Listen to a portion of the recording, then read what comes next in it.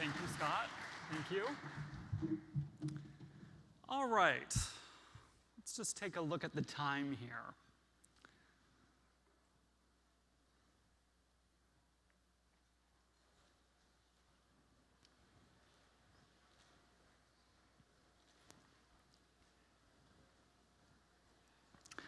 All right, so that was about 15 seconds. Question for you. How much do you think that 15 seconds was worth? Let's do a simple calculation.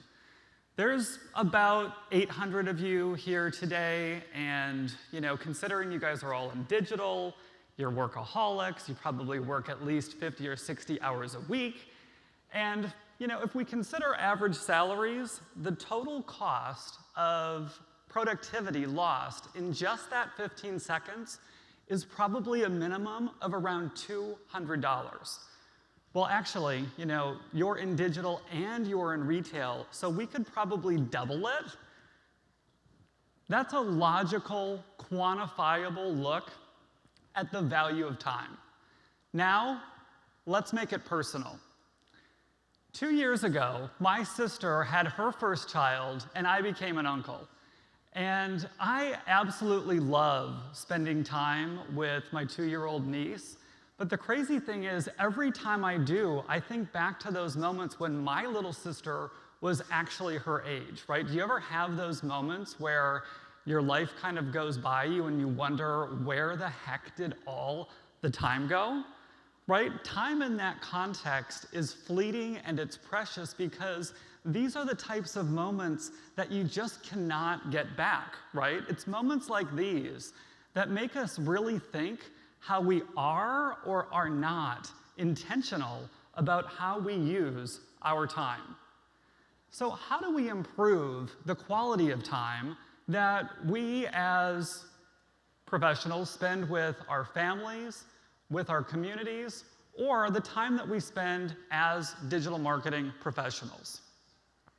As marketing and commerce professionals, I bet we can all get a lot better at our jobs if we become more intentional and think harder about how valuable time is to our customers, right? So today, we're going to walk through how leading retailers like yourselves are investing in digital, and we're going to do it through the context of time.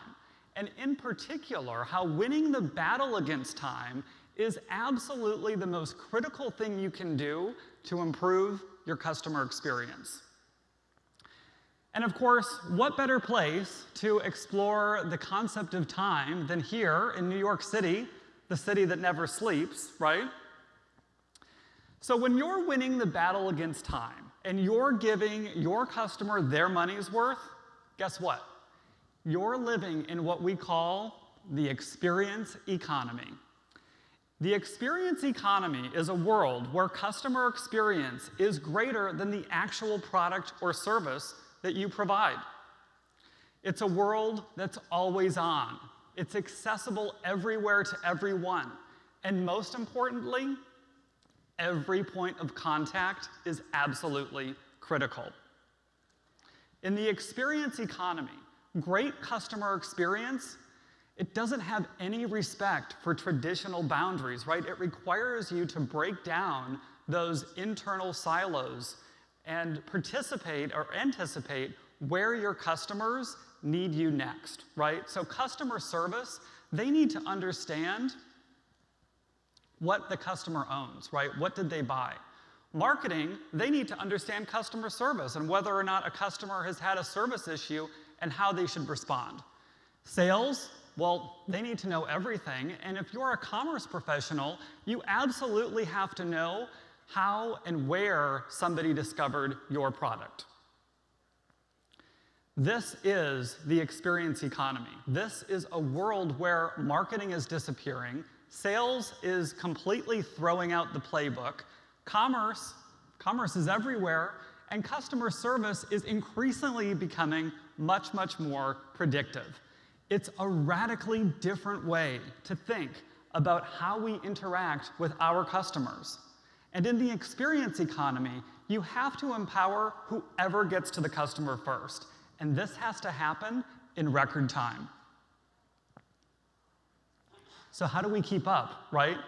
Well, obviously, knowing where to invest is absolutely critical. And luckily for you, you guys are here. You're at CommerceNext, and it was recently named one of the top 5 conferences for e-commerce professionals. So kudos to Scott and Alan and Veronica for putting this together, and of course, kudos to all of you for actually being here, right? So we asked your peers at over 100 leading retailers how they're investing in digital in the experience economy. And the results, well, they might have you raising an eyebrow or a drink or both, depending on what your perspective is. So let's get into it. Before we get into the actual specifics, we wanted to make sure that we had a really, really well-rounded group of respondents. And respondents included wholesale manufacturers that sell direct, like Sony and Nike. It included traditional direct-to-consumer brands with e-commerce stores, or brick-and-mortar stores and e-commerce websites like J.Crew and Victoria's Secret. It also included your traditional retailers like Best Buy and Target. And of course, we couldn't forget digital-first, direct-to-consumer brands and multi-brand retailers like Wayfair, Glossier, and Away. The good news is budgets are on the rise. Across all of our respondents that we surveyed, there's actually no shortage of investment, right? So 65% of respondents said that their 2019 budget increased over the previous year. And if you dig at the data a little bit deeper, and you all have the report in your handy gift bags, and we have extra copies at the Oracle table, if you dig into it a little bit deeper, it starts to get very interesting in the breakdown between how traditional retailers and newer direct-to-consumer brands are actually operating. And we saw this in the difference in the amount of budget increase. So 78% of direct-to-consumer brands, a significantly higher number, saw an increase in their budget versus traditional retail brands that there were only about 60% of them that saw an increase. We also saw it in who was decreasing their budget, right? So fewer direct-to-consumer brands were actually decreasing their budget, 7%, compared to about 11% of traditional retailers. Budgets are on the rise. So what are we going to do with all that money, right? How are we going to use that to thrive in the experience economy?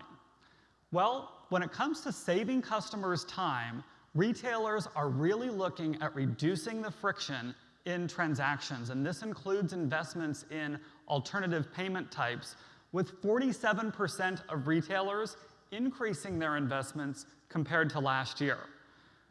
Who doesn't love shopping with Apple Pay, right? Just the other day, I was on the Lululemon website. They happened to just launch a new collection with one of my favorite fitness studios, Barry's Boot Camp. I had to have the new gear. 2 taps, I was done, right? It's that easy. Everyone should be doing this. Lululemon, one of our customers, when they rolled out Apple Pay, they saw their conversion rates increase by several orders of magnitude. You can get on the subway now with Apple Pay. Everyone should be able to shop online with Apple Pay. So that's a quick win, right?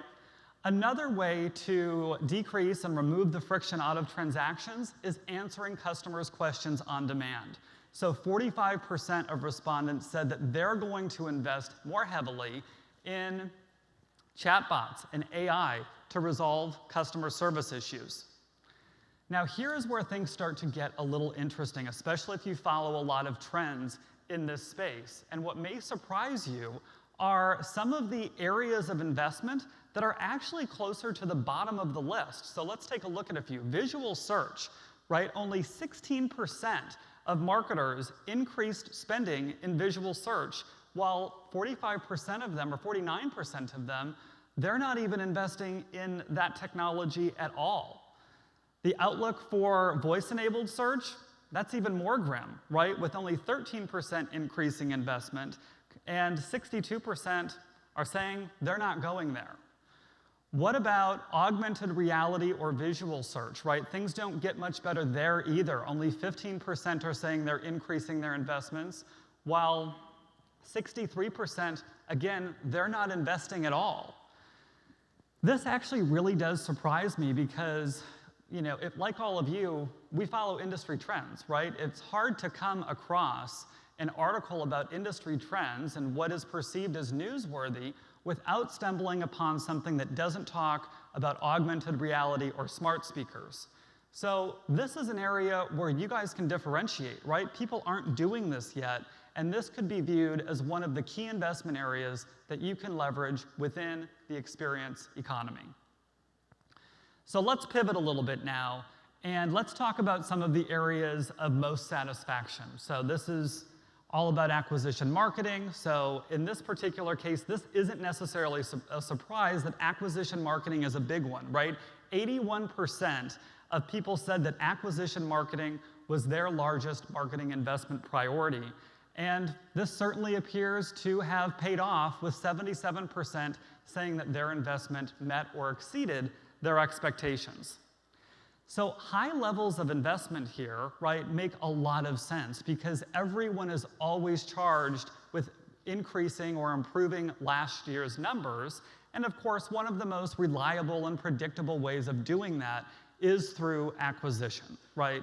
Acquisition, driving customers to your e-commerce site. It's the lifeblood of any company, right? But what happens actually when they get there, right? How do we speak to them in their micro moments of inspiration? How do we actually save them time in the experience economy? This comes through personalization investments, and this is always a hot topic, right? 74% of respondents will maintain or increase their level of investment in personalization technologies. This is clearly driven by the demands of today's customer. And after all, it really is about the customer, right? What does any personalization strategy or technology absolutely depend on? It depends on detailed and reliable customer data. So an overwhelming 90% of you will maintain or increase your investments in customer data platforms. Single view of the customer is clearly what everyone is focusing on, right? We've been talking about this for years. This isn't necessarily a new concept, but people are still struggling with it. Many people are unsatisfied with their levels of investments when it comes to getting a unified view of customer data. 52% said that they did not meet their objectives, or the investments did not meet their expectations. So if retailers are not happy with how well they know their customer, how happy do you think they are with how well they're personalizing the customer experience? Not happy, right? So 51% said personalization investments failed to meet expectations. There's no doubt that this is tough stuff. That's why we're all here, right? But what is really holding you back? That happens to be in the research too. So what are the greatest barriers to success? According to our research, the hurdles that marketers felt impacted them the most were integrating technology solutions across the marketing stack, the ability to execute quickly enough, right? Speed wins, right, is another area where people are struggling. The inability to get a single view or a unified view of the customer, and also aging technology systems. How many of you can relate to that? Okay, right. I mean, how many of you feel like you're using systems that were implemented back when Seinfeld was the #1 show on television? Okay? Yeah, we've been there. We all do it every day, right? It's time. It's time to move on. So if we can get all of our customer data in one place, is that going to be enough? Well, that's a hard question. And who do we ask the hard questions to? Reality TV stars? Hello? Luann de Lesseps. Let's take the Real Housewife of New York City. What would she say? Is that going to be enough? No, not really. Not at all. So, and by the way, if you haven't been to her cabaret show, check it out. It's top-notch. Worth the money. Okay, so why won't putting all of your customer data in one place solve the problem? Well, because customers are driven by micro moments of inspiration, right? Their tastes change really, really quickly. They choose their own adventure in the experience economy, and you have to be super quick, right? It's all about time. Remember, winning the battle against time is the absolute most critical thing you can do to improve your customer experience. So if single view of the customer isn't enough, then the question is, well, what is the solution, right? How do we, if we're going to speak to our customers' needs in the moment, it has to be in real time. You need real-time customer experience, or real-time CX. Real-time CX is hyper-personalization that gives you the ability to think of every individual as a unique segment. Real-time CX is where commerce gets infused into all of your digital experiences without the usual clutter and the usual friction. Real-time CX is where sales associates are actually informed, and they're viewed as trusted advisors that provide personalized value into every single interaction. And real-time customer experience is a world of predictive and automated service so that you can anticipate issues and deliver real value before it becomes an escalation. Real-time single view of the customer, or real-time CX, will become the competitive advantage in the experience economy. Now, many of you are probably thinking, this sounds impossible. We still haven't solved this problem, and real-time is out of the question. But this is not actually a ridiculous concept, right? Look at the ad tech industry. They moved to real-time years ago. If you can't deliver an ad in 100 milliseconds, you are outbid and outmaneuvered instantly. For marketing and commerce professionals, this is going to become the standard as well. If you can't optimize your experience for your known customers, and your competitors can, you're going to be outmaneuvered too. So how do you move forward, right? This can all seem a little daunting. But at Oracle, we believe that real-time CX is actually just on the horizon, and you can get there if you make the right investments. When you look at the investments that you need to make to help you achieve real-time CX, look for platforms and providers that have a long history of dealing with massive amounts of data, because that's what it's going to take, right? On top of that, you need a layer of connected intelligence across all of the applications that you use across marketing, commerce, sales, and service. And that's the only way you're going to be able to create an experience that speaks to the customer through all of the noise of all of the interactions. And when you do this, you are approaching real-time customer experience. And that is exactly why we have created, quietly, the Oracle Customer Experience Cloud, right? Now, I'm not going to talk anymore about Oracle CX other than to say that it solves the data quality issues. It solves the tech stack issues. It solves the time to market issues that all of you have identified as your top barriers to success. So if you'd like to learn more or pick up an additional copy of the research, come see us out at our table. I would love to interact with as many of you as possible. Thank you, and have a great conference.